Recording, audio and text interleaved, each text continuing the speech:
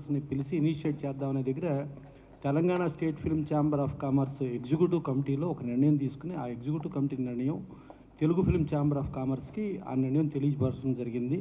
Telugu film chamber of కామర్స్లో కూడా executive committee feel అయ్యి Telugu film chamber of commerce president సెక్రటరీలు, అలాగే Telangana state film chamber of commerce president సెక్రటరీలు, అలాగే Telugu film producers council president సెక్రటరీలు కూర్చుని ప్రొడ్యూసర్స్ని పిలిచి, అంటే ఎక్కువ మంది మెంబర్స్ ఉంటే ప్రొడ్యూసర్స్ ఫ్రీగా చెప్పడానికి ఇబ్బంది అవుతుంది అని చెప్పి ప్రొడ్యూసర్స్ని పిలిపించడం జరిగింది. అప్పుడు అందరు ప్రొడ్యూసర్స్ వచ్చారు.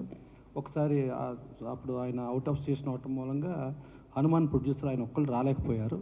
సో ఆ రోజున అందరినీ పిలిచి మాట్లాడి కొంచెం చూడండి ఏదంటే ఒక్కొక్కళ్ళు ఇబ్బంది చెప్తూ వచ్చారు. రిక్వెస్ట్ చేసాం.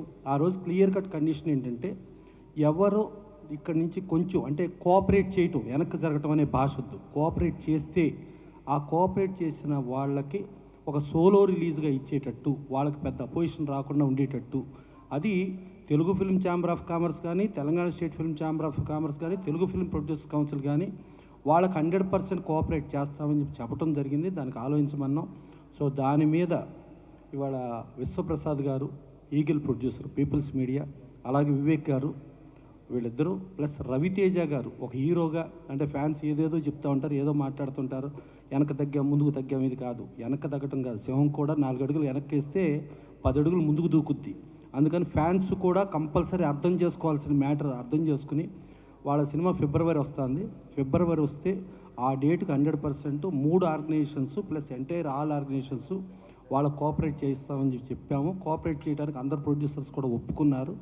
ఇవాళ వాళ్ళు వెనక్కి వాళ్ళు కోఆపరేట్ చేసినందుకు పర్టికులర్గా 3 organizations plus entire organizations cooperation చేసినందుకు థ్యాంక్స్ చెబుతూ, ప్రొడ్యూసర్స్ కూడా వాళ్ళు వీళ్ళు చేసిన కోఆపరేషన్కి థ్యాంక్స్ చెప్పాలని మనస్ఫూర్తి కోరుకుంటూ, పర్టికులర్గా రవితేజ గారు ఇప్పుడు ఉన్న సిచ్యుయేషన్లో రాజు గారు ఎక్స్ప్లెయిన్ చేసిన తర్వాత, విశ్వప్రసాద్ గారు, వివేక్ గారు ఎక్స్ప్లెయిన్ చేసిన తర్వాత ఆయన ఒక మంచి మనసుతో ఆయన ఒప్పుకున్నందుకు ఆయన ప్రత్యేక ధన్యవాదాలు.